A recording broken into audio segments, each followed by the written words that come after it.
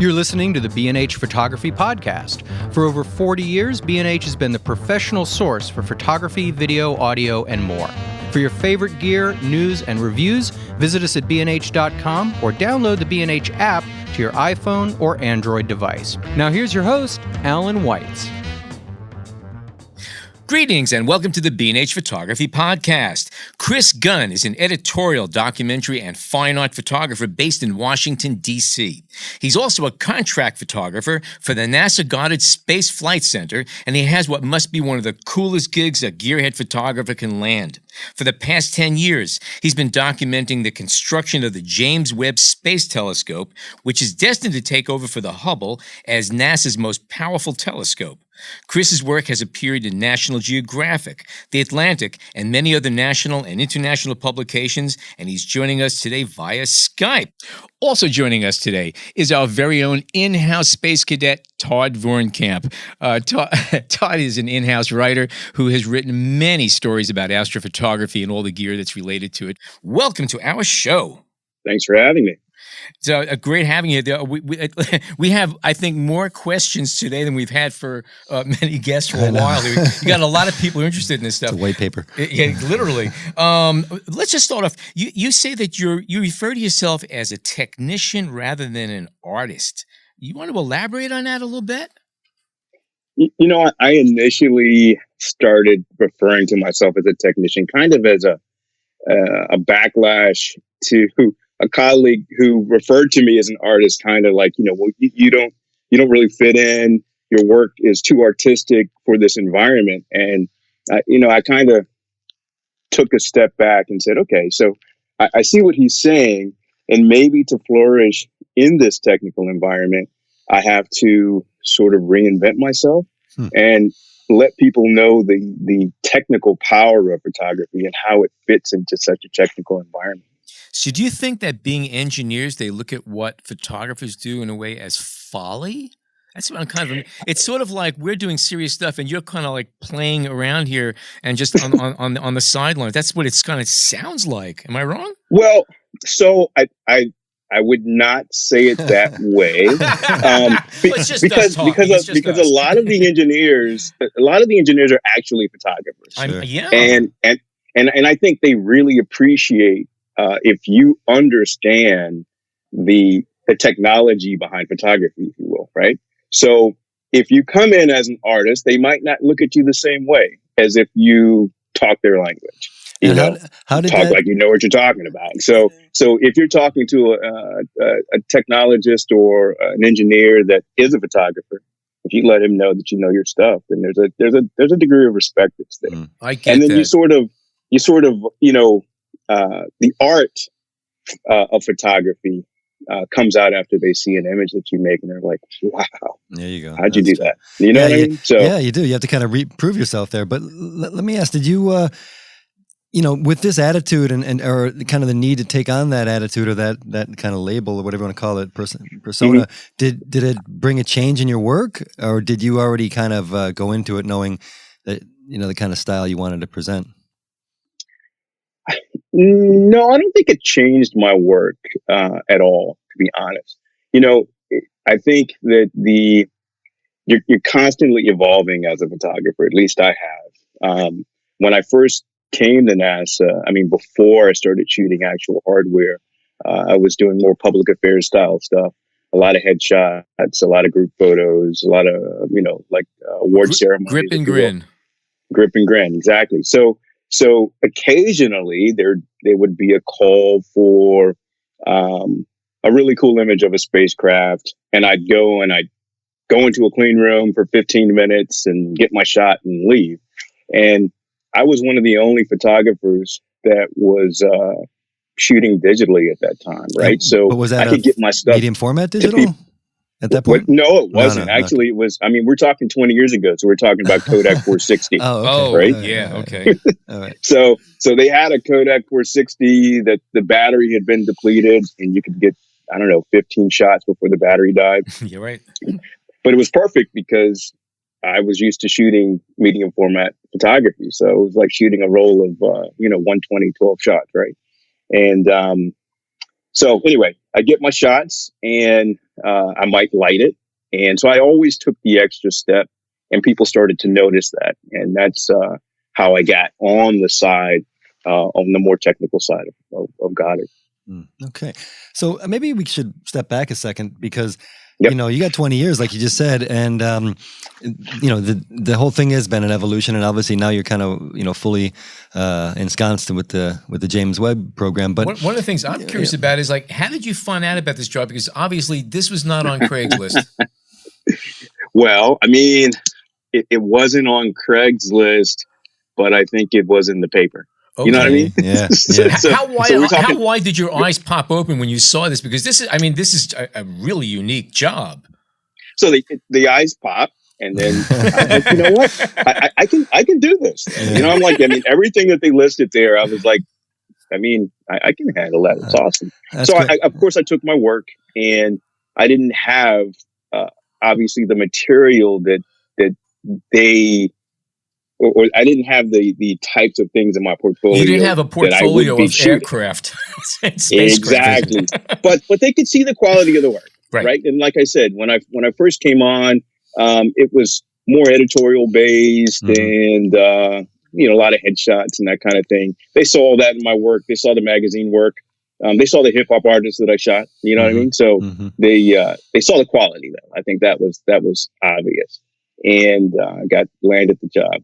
Why don't you have that stuff on your website? Is it just something that over the time you kind of now you want to identify yourself as this photographer, or you know? You mean curious. My early work? Yeah. Or other projects, all the other stuff you've done. Yeah. I have really decided that I love shooting technology. You know, I love shooting space. Gotcha.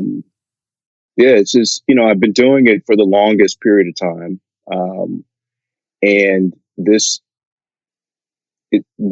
position, the job where I am has really allowed me to explore this area. So, yeah, it's just something I really love, to be honest. Yeah. Okay. And to say that I wasn't connected to the previous work would not be totally honest, but it wouldn't be a lie either, you know? I often found myself shooting things that, yeah, I'm not really into this, but I gotta make these images. But now I'm really, really connected to what I'm shooting. And can you maybe then explain a little bit how, I mean, you describe yourself as a contract photographer and how that works, but you've obviously been there a long time and you've evolved into this very specific role.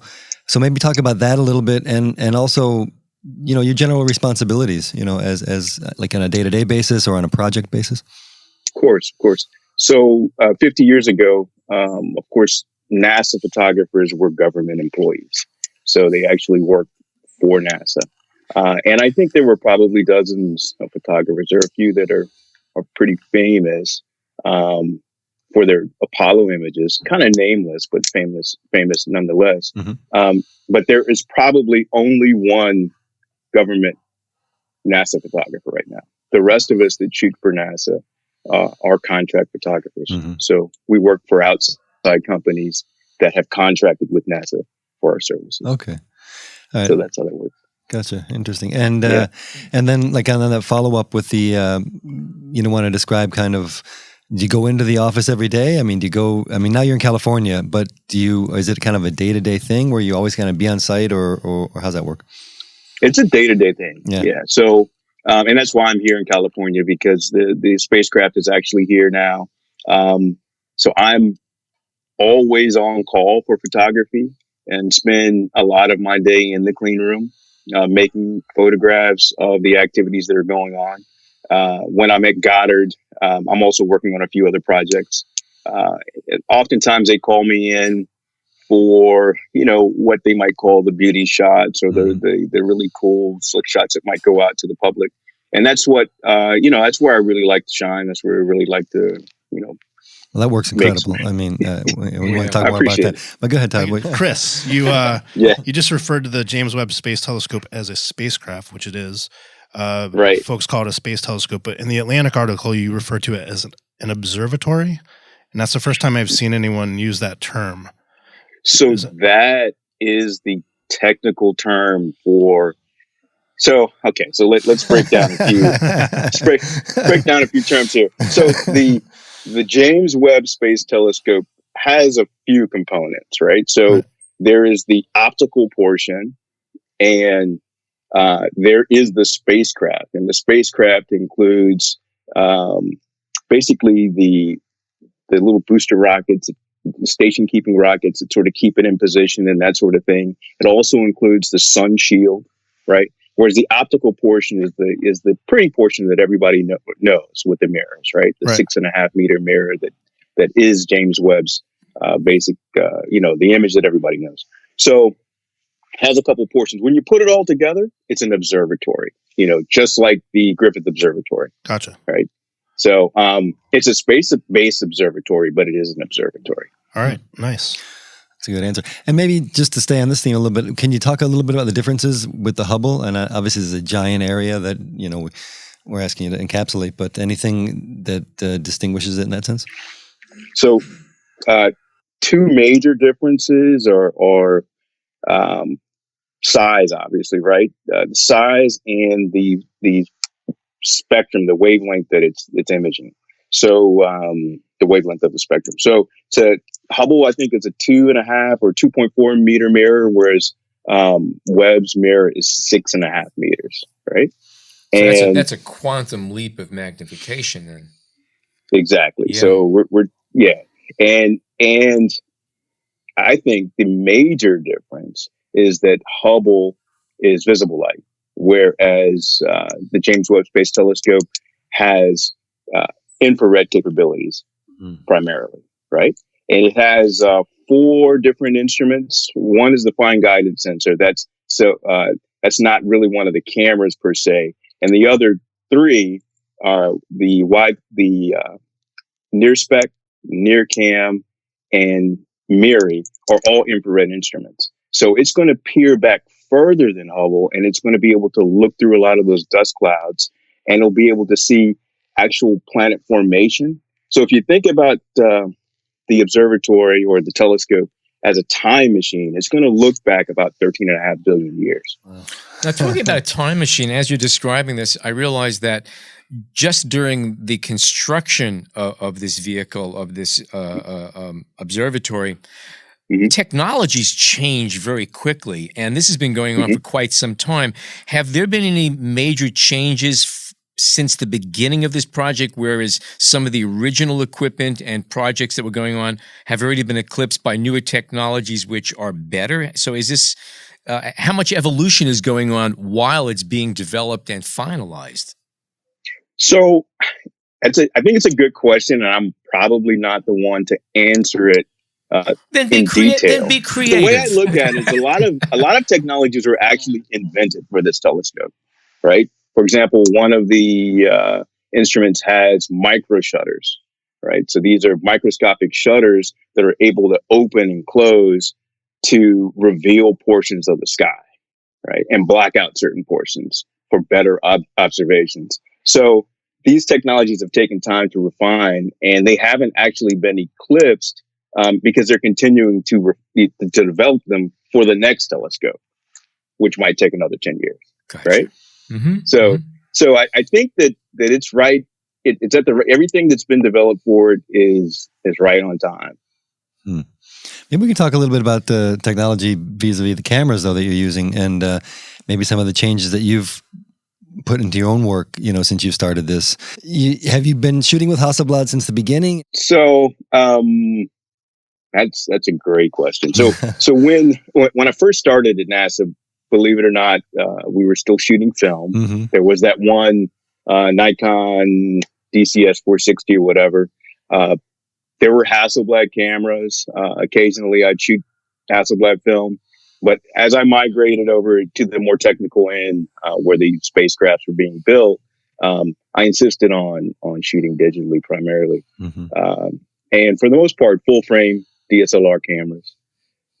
When Webb instruments began to be delivered, Webb mirrors, I realized at that point that I needed to step up to medium format, primarily because I didn't want any distortion in any of these images.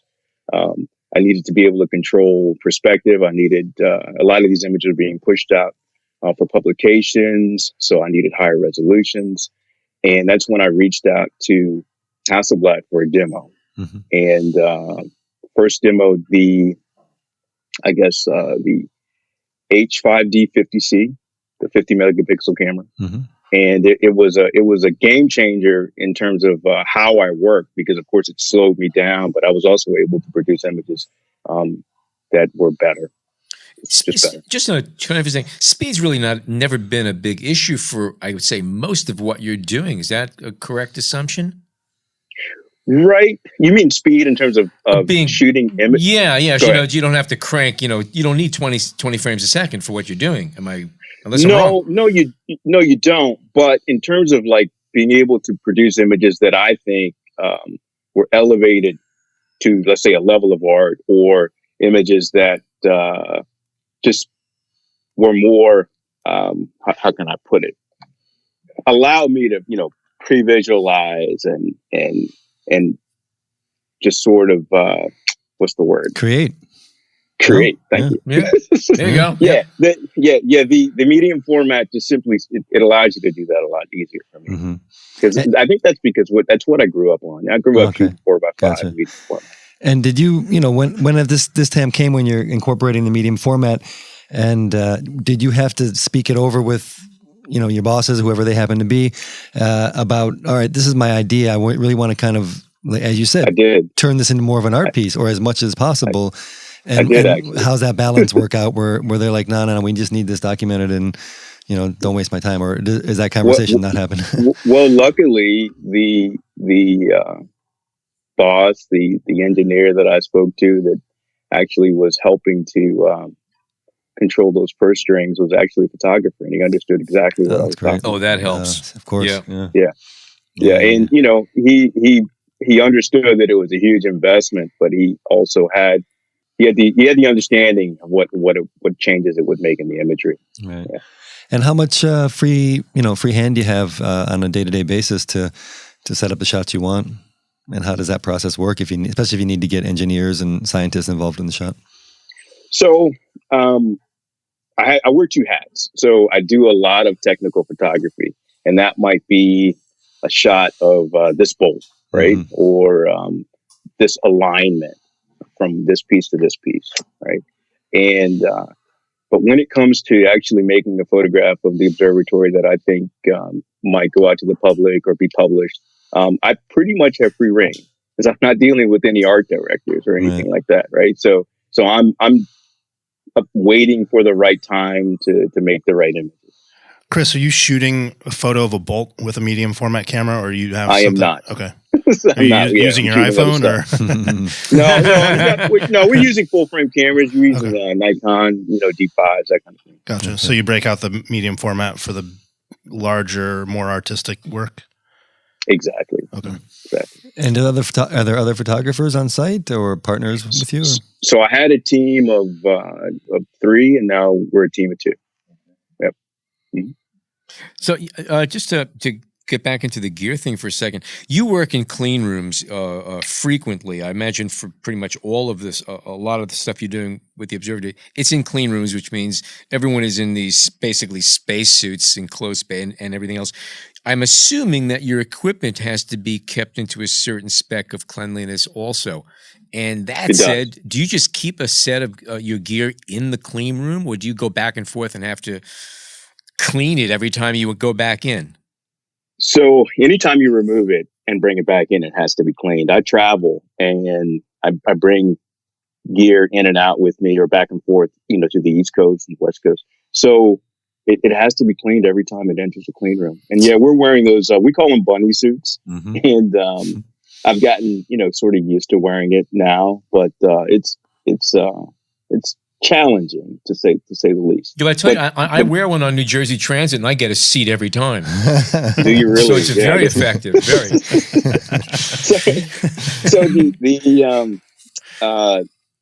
So the cameras are actually wiped down with IPA, and it's an alcohol water mix, and They're looking for any particulates that might contaminate the spacecraft or that sort of thing. Just to throw this out there, I was reading in one of the articles about this project that, and correct me if I'm wrong, but it's the Spacecraft Systems Development and Integration Facility at 36,811.76 cubic meters is the largest clean room of its kind in the world. It's clean as an operating room.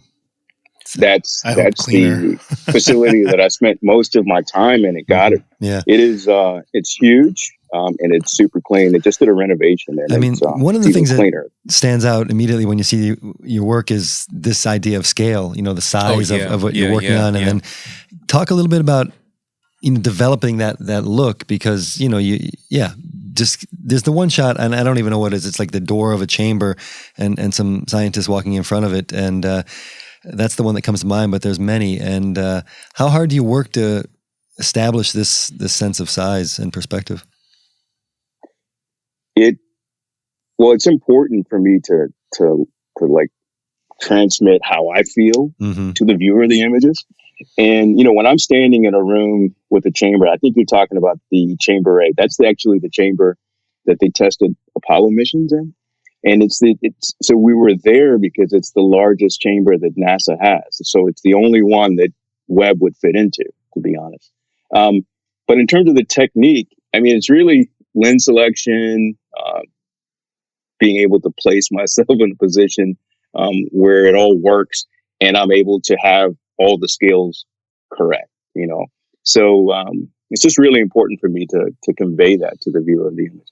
Because if I don't, then you don't go wow when you see it. You know what I mean? Oh, and you definitely do go wow. So, it's incredible. And do you have this, when you're there, do you still feel this kind of sense of awe in terms of the history and like we're talking about the scale and the size and the magnitude of these projects, or is that just you're punching in? Yeah, that's great. No, every time. Every time you enter one of these facilities, especially the NASA facilities, you get a sense of the history that is in these places. Just out of curiosity, it's the way my mind works. I look at your pictures and I'm listening to what you're saying about these monster things of scale. There used to be a shop here in New York. I forget the name of it, but they used to sell things like 3-foot tall paper clips and 6-foot pencils. Did you ever get tempted to bring one of those things in and just mess with people's head with scale? I would love to have a 6-foot pencil. Yes, to bring it to one. Leave it around. Yes. Photograph one of those bolts next to it and just let it go out there. Lay it on the mirror. But so what is the vibe there? I mean, is it very, very serious? And talk a little bit about how cooperative the engineers are when it's time to be photographed, and just getting them to kind of work with you. It's serious. It's very serious because we're all working to put this thing into space and have it work and everything be flawless. You know what I mean? So it's very, very serious. But at the same time, we're like a big family. I have, so everyone knows everyone. We have meetings constantly. There's a daily meeting, for example, where we go over what's going to happen during the course of a day. Out here at Space Park, it's 5:30 a.m. That's when that daily meeting is. But everyone is in a good mood at that time, and we talk about what's going to happen. And I don't necessarily chime in and say, "Hey, this is what I'll be photographing," or "This is what I'll try to do." I just sort of sit back, listen to what's going to happen. They'll let me know if they need any technical photographic support, and I sort of build my creative flow around that. Every day is a little different than you. Every day is a little different, but some of these tasks take a really long time. So for example, the folding of the sun shield membrane that's happening right now, it's been going on for about a month, and that was expected. And if let's say that whole process, you need to document it. I imagine you need to document it completely, but at the end of it, you may just have one medium format image that's going to serve that purpose, at least in terms of your in terms of being pushed out to the public. Exactly. Yeah, maybe one or two. Exactly. And then how many? Go ahead. No, go ahead. No, just like around that, how many other images will you take? It could range from hundreds to thousands, because we are also using time-lapse photography and that sort of thing. Yeah.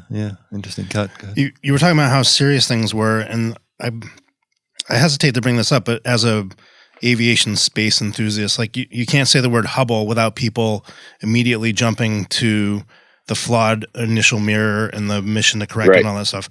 So is there is there a Hubble hangover there, even though there's been a number of successful missions since then? To Hubble? Right. Yeah. No, I don't think there's a Hubble hangover. It's even, I won't say it's worse than that, but this telescope is going out 1 million miles, right? So it cannot be serviced. Right. So it's not, that's one of the other major differences from Hubble. So it has to be perfect when it leaves here. Right. No, I always wonder if there's this thing in the back of your head, like if you test the sun shield folding and unfolding 5 times and it works successfully on the ground, is the 6th time the one that's not going to work? And that's the one when it's in space or when the mirror unfolds. That's that would keep me up at night. I don't think they think like that, but they do test everything and then they retest everything. Right. And everything does have a, like you're saying, sort of a life, but this telescope is built to last for 5 years in space, but that's the planned mission, but it could actually last many, many years beyond it. Sure. Okay, we're going to take a short break, and we come back more with Chris Gunn. Stay tuned.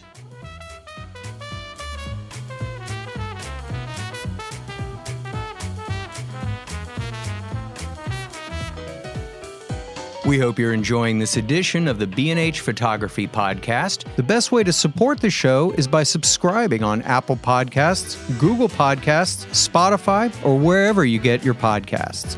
For links to gear and more information on today's guests, check out the show notes in your podcast app or visit our homepage on the B&H Explorer website and join the B&H Photography Podcast Facebook group. And now, back to the show. Okay, we are back. Before we continue with Chris, just a little backup here. John reminded me that we did, in fact, do a whole episode on the Hubble telescope a while back, and we had a couple of guests. Who are they again? Yeah, this is going back, 3 years now. We had Dr. Jeff Hester, who was a member of the team that built the camera on the Hubble telescope, and is credited with taking that photo of Pillars of Creation. Right. So take a look for that episode in our archive. Yeah, we also had Zoltan LeVay on that episode, who is the imaging team leader at the Space Telescope Institute. So it really fits in well with this episode. Yeah. So take a good complimentary show. Right. Okay. A lot of the photography you do, I imagine, is day in, day out kind of stuff. You could be photographing anything. It's basically documentation. Right. But a good deal of what you do is also rather challenging because of the scale or technical complexity. What's one of the more, or one or two of the more complex photographs that you've been faced and you've been able to pull off successfully? One that comes to mind is a series of images that I've made inside of Chamber A, where the telescope was cryogenically tested. So the walls of the chamber were coated in basically a matte black coating. So it was just not for temperature control, obviously. It was also for light control. And it was basically, there was nothing, I had to light it. Mm-hmm. And it was a lot of light used. And I also had to pinpoint the area of the wall that was reflected into the mirror. And that's where I pumped the most of the light so that I could actually image the mirror. That image was pretty successful. I think one of those images ran in Nat Geo in 2019. That was pretty challenging. Anytime you're actually faced with photographing the mirror, you actually have to figure out what's being reflected in the mirror, right? So, which often means that you're chasing around the room trying to figure out what actually is being reflected in the mirror, and you have to light that. I've done a couple of time exposures. One in particular was almost a couple minutes, and the room was pretty dark, nothing but flashlights being used by the technicians. And basically, I had to go around the room and do some painting with light, but I had to find the portions of the wall that were reflected in the mirror again. And that was pretty challenging, but it was fun at the same time. Do you have to be careful when using flash? Could you overload certain circuits or do damage by using certain lighting equipment? So we have run tests on that. and it has been determined that we can't damage anything. So, okay. Good question, though. You were talking about the mirrors and how you have to deal with those photographically. A lot of your images show folks inspecting the mirrors with the Mark I Mod 0 human eyeball and a flashlight. Is that the most bestest way to inspect these mirrors, or is there a laser and computer that does a final scan of it, or do you know more of that? So the flashlight inspections are contamination inspections. Okay. So they're looking for particles or that sort of thing. The other inspection you're talking about, they do that. It's called wavefront sensing. So when this entire telescope was put together and the wings were fully deployed, they did basically shoot a laser at the mirror and then read the reflection in order to see how, figure out what the focus points were, basically. Right. Is there laser interferometry is what it's called. Is there a non-human way of testing the mirrors for contamination before it's boxed up and put on the rocket? Or? They do have non-human ways as well. But when these mirrors were first unboxed, the best way to do it, and I think the most fun for the contamination engineers was with the eyeballs. Yeah. And what kind of lens cleaner do they use? This would be the ultimate unboxing video as far as I'm concerned. And for example, when you're talking about these pretty complicated testing processes, how do you try to conceptualize that, for your imagery? How do you try to, get a sense of, how do I say this? Documenting, narrating, and describing pretty complex processes, with one image. It's difficult, but that's why you get the big bucks. I know. but it really just starts with understanding what the processes are. So and once you understand what the processes are, or what the what the intention of the test are. What the engineers have in mind. You sit down and you talk to them and they explain what this test is supposed to do and what they're doing. And then you can come up with a concept that tells the story. Yeah. Quick question also about the, you're describing the flashlight tests in the dark and the time exposure. How cooperative are the engineers and scientists at that point when they know that, you're doing yourself a relatively complex photo and they may need to do several takes, or is that just people skills and your time and experience there? You've developed relationships of people that are willing to work with you? I think it's a lot of the latter, just people skills and people really respecting what you do. But I think people understand that they're working on a mission that might change the way we look at the universe. Right. And they know that these images are going out and they want to be part of it. That's great. Yeah. So I really get a sense that everyone really wants to be in some of these images as well. Is it possible to put a number on the size of the team, or like at least the core of the team that you work with every day, or that are on this project?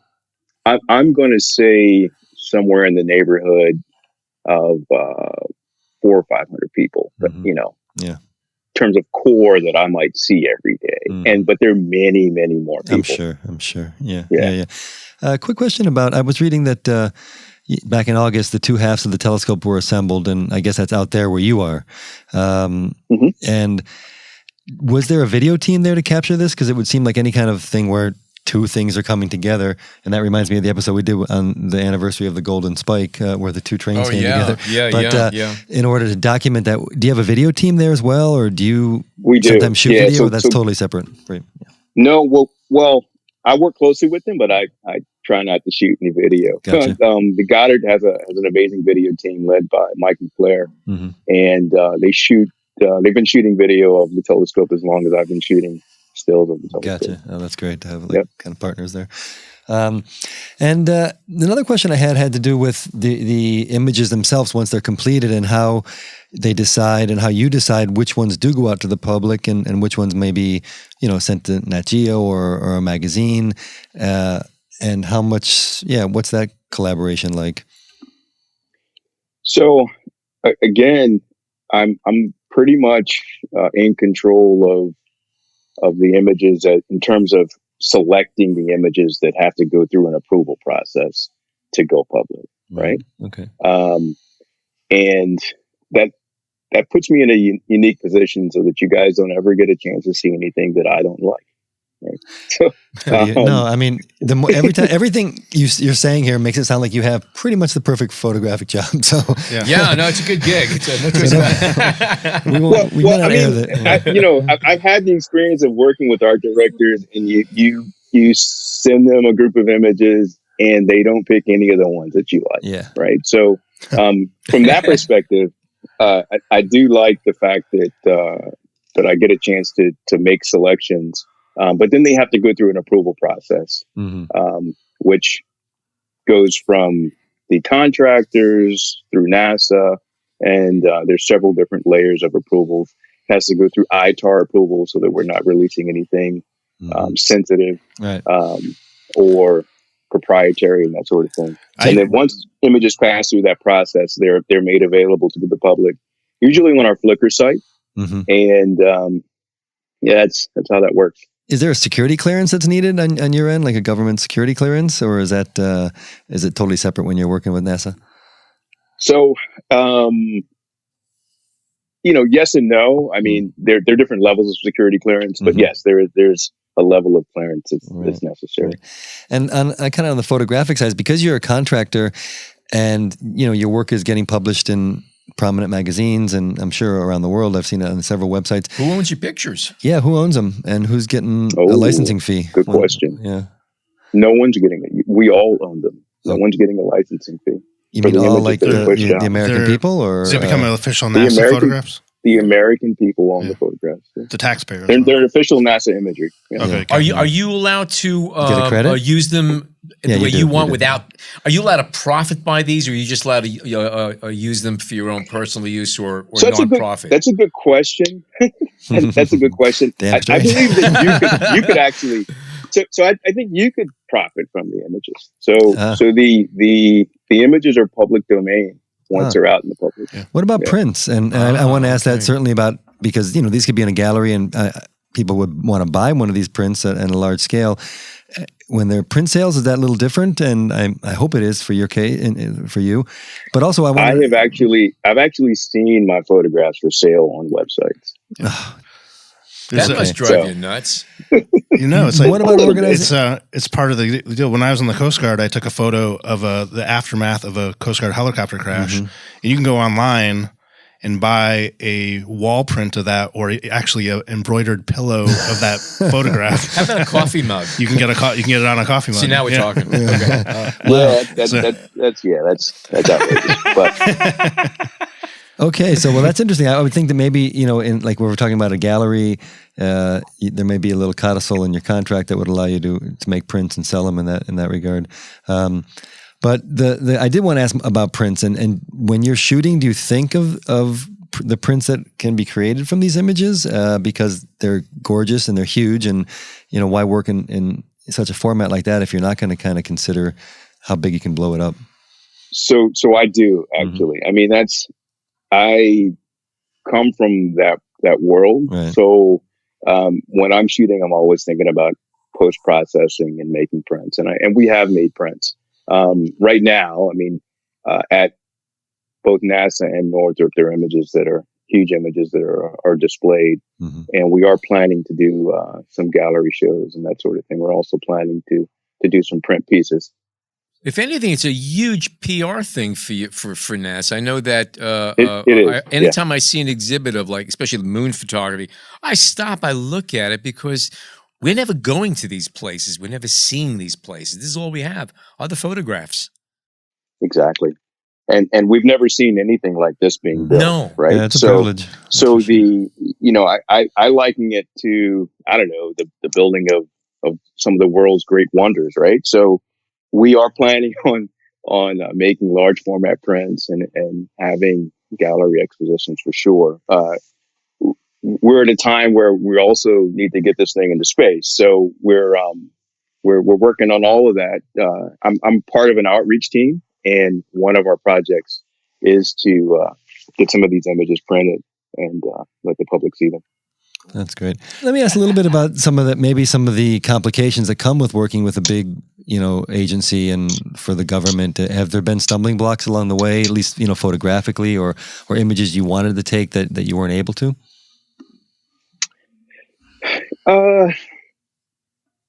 To be honest, I really haven't had any issues. There is a facility that unfortunately I think I couldn't access because of clearance, right? Mm-hmm. So that was one issue, but I worked around that. By the way, it's okay. Hold on. Can you talk about the working around it part? We have a new topic for the show here. No, you can't. Okay, all right. I did not sneak in through the back door. So okay, fair enough. I didn't. Just didn't get a chance to shoot in that facility, basically. Gotcha. And you mentioned post-processing, and we didn't really talk about that. Can you talk a little bit about that aspect of it and what you do, when you're in Photoshop with some of these images? And also want to throw this in while we're here. When some of the reading I did about you talked about Ansel Adams and the zone system and how that really turned you on when you started photography, and you incorporate those ideas into your post-process, your digital post-process. So maybe talk about that a bit. Yeah. Sure. I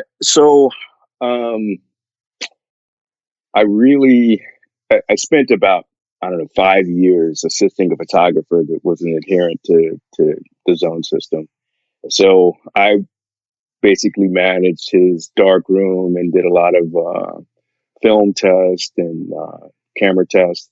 And he really showed me the importance of those types of things in terms of understanding your equipment and the materials that you're using and control, right? And it really didn't dawn on me how important it would become in digital photography, I think, until I went to the Library of Congress and looked up one of Ansel's negatives that he had donated. And I saw how flat it was compared to the print that was the popular print that was out there, right, or in the public. So and then going back and reading, I realized how much he actually did a lot of darkroom manipulation and that sort of thing. And at the end of the day, I think what I get from Ansel's zone system is just the idea of visualization or pre-visualization, if you will, and then control, through exposure. And then on the back end, in terms of post-processing, manipulation, subtle manipulation. And what I use is a lot of layer masking, a lot of dodging and burning, or controlled dodging and burning through layer masking and that sort of thing, to come up with some final images that really have a lot of pop, a lot of contrast, and then take advantage of the entire tonal range and all those stops, the 14 or 13 or 14 stops that the Hasselblad affords. Yeah. Now, are you calling down your images to a handful from each shoot and then doing all that extensive post-processing? Or are you doing the post-processing on a lot of images and then figuring out which ones you like?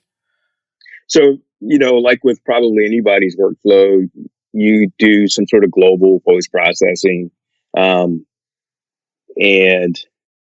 then there are the magic 3 frames that you have. Gotcha.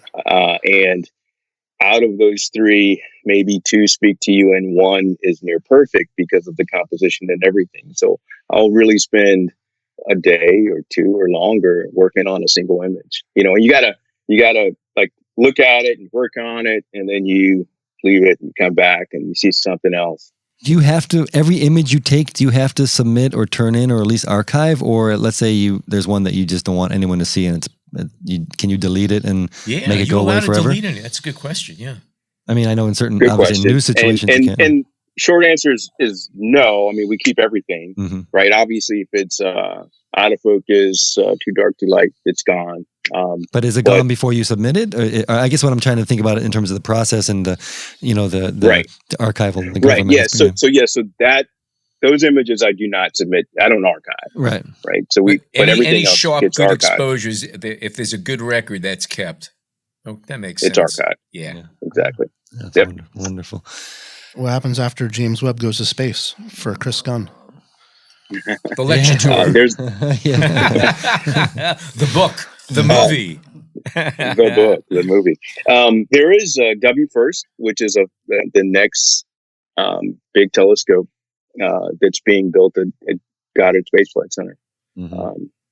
And that is more of a Hubble-sized telescope, but it's going to have the widest field of any telescope ever launched. So in terms of imaging large portions of the sky. And how close are you to done on this project? I mean, your work. It's launching. It's launching in 2021 from French Guiana. Okay. Oh wow. So I when the telescope gets shipped down to French Guiana, I get shipped down to French Guiana, and hopefully create some amazing images of the telescope being integrated into the rocket, the Ariane 5, and looking for one good launch image as well. Why are they launching on Ariane 5? So the European contribution to this, other than instrument packages, the European contribution is the launch. So it's being launched on an ESA rocket, basically an ESA supplied rocket. Interesting. And of course, the Ariane 5 is the largest vehicle that they have that'll get us where we need. The facility that you're shooting in predominantly, a lot of these facilities have horrific lighting as far as color temperature. These industrial lights, they're terrible. They're efficient for working, but they're horrible for photography. Do you work in with controlled lighting that's more photo friendly? Are there any specific attributes to the lights that are there, or do you just work with what they hung on the ceiling? No, I've yeah. So no, I don't work with what's hung in the ceiling, but I utilize it. It is one of the sources that's in the room. But I learned or figured out a while ago to produce some of the images that I really want to, I'm going to need to bring in my own light. So I started out with ProPhoto 7B packs, and they started to just be too heavy and cumbersome to carry up and down the stairs. I went to B1s, the battery operated packs. So always battery operated packs. And now I'm using the, what are they? The brown color Cirrus L's. Mm-hmm. Yeah. Mm-hmm. They travel really well. And I'm using the 800s. So it's a little bit more punch. And then I have to, I tend to blend the ambient light of the clean rooms and facilities with the strobes if I need to. Yeah. And did incorporating the lights, was that a bureaucratic hurdle at any point? And also, how did that, just change the aesthetic of what you were doing? Or aesthetically, it just really just stepped up everything. It just added a whole nother dimension to the images. Of course, they look more finished. And knowing that the project's really high profile and we got to get some of these images out to the public, I think it was really necessary. Bureaucratically, or even scientifically, for that matter. Yeah. I mean, no. I mean, I don't think we had any issues. It's really you wait until the right time and you say, hey, I really want to step up the quality of these images, and I'm going to need some lights. Right. Yeah, makes sense. Do the technicians stop what they're doing while you're doing test firing, or is it pretty transparent to them? No, no, it's not transparent to them. I know I really annoy them when I'm doing test firing. I'll bet. But I mean, they've gotten used to it. They've stopped calling me Flash and that kind of thing. Paparazzi's here again. Yeah, exactly.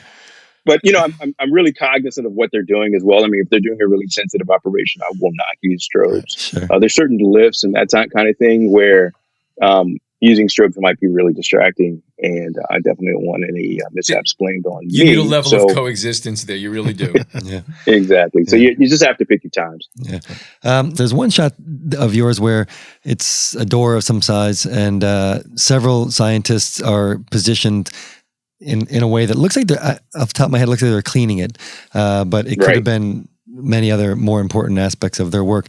Can you describe that shot a little bit, and how you position those folks, and how how much of a collaborative effort that was, or how long it took? It wasn't collaborative at all. Okay. It was a really lucky image. Gotcha. That's those doors were really heavy. That's the shipping container for James Webb. Okay. And the engineers and technicians there are actually trying to get those doors latched.